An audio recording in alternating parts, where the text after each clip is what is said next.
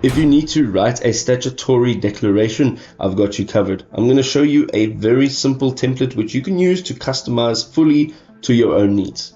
All right, let's get into it. So to begin your statutory declaration, you want to just go ahead and you want to state I and add a name in here of declarant's address. So you just want to add your physical address here. Do solemnly and sincerely declare as follows. Here you're going to add in all of the details of the statutory declaration that you are making. So I am, and you want to describe your relationship to the matter.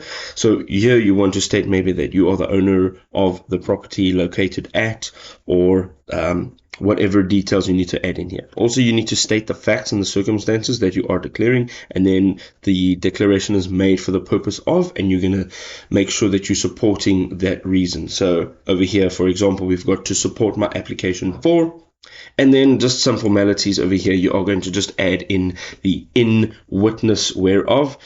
And I have here unto set my hand this date. And here you want to just add the date that you are physically doing this.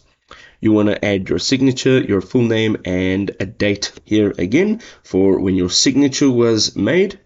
And you are done. You have now done a statutory declaration. You can use this and customize it to your specific needs.